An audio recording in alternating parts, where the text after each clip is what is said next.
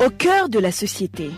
Au cœur de la société est une émission préparée en synergie par les radios Inzamba, Agatekakawe, Radio RPA, Ijouya-Wanyagihugu, ainsi que la radio-télévision Renaissance.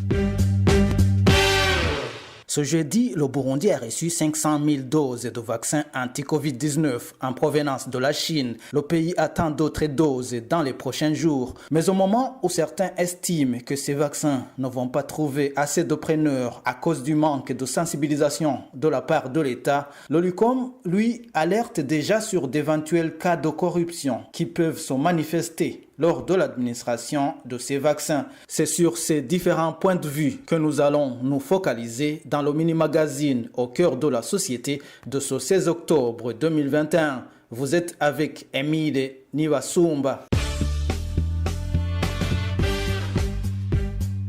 À la réception de 500 000 doses de vaccins anti-Covid de l'entreprise chinoise Sinopharm ce jeudi, le ministre de la Santé publique Tade Ndikumana a déclaré que ceux qui souhaitent se faire vacciner doivent d'abord se faire enregistrer. Le vaccin ne vient pas remplacer les mesures d'hygiène et les mesures de barrière. C'est très important.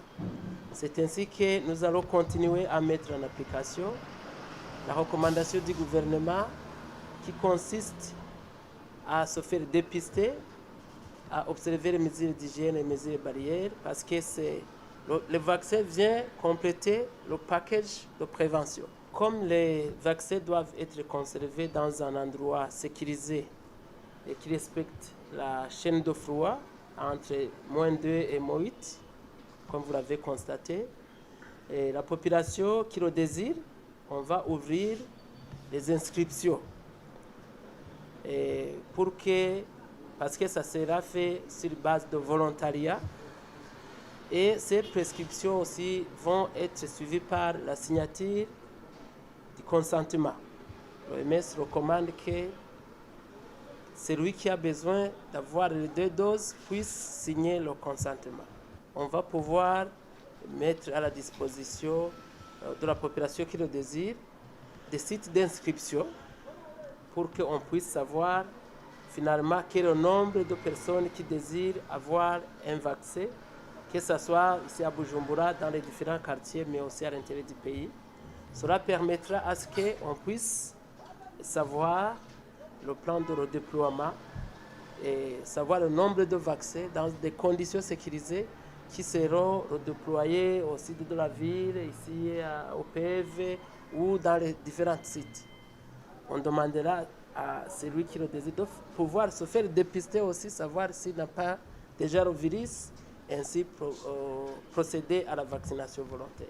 À cause du manque de sensibilisation de la part du gouvernement burundais, certains estiment que ces vaccins ne trouveront pas assez de preneurs. Mais selon l'OLUCOM, plusieurs Burundais vont se faire vacciner parce qu'il y en a qui se rendaient jusqu'ici à l'étranger pour chercher ce vaccin. Le président de cet observatoire de lutte contre la corruption et les malversations économiques, Gabriel Rufsiri, demande au gouvernement de lutter contre les cas de corruption lors de l'administration de ce vaccin. Pour Olicom, il est clair que les citoyens burundais veulent se faire vacciner du simple fait que déjà, malgré que les autorités burundaises ne donnent pas un message clair en matière de vaccination, ils vont dans les pays limitrophes, notamment au Rwanda, en Tanzanie, en Ouganda et au Kenya. Mais en aval, il y a les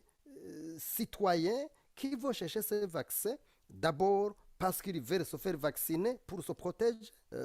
C'est clair, il y a certaines autorités qui vont exiger la corruption d'un côté, mais de l'autre côté, il y a des gens qui voyagent. Vous savez que beaucoup de pays exigent que les ressortissants étrangers qui veulent aller dans les pays doivent se faire vacciner avant d'accéder sur le territoire.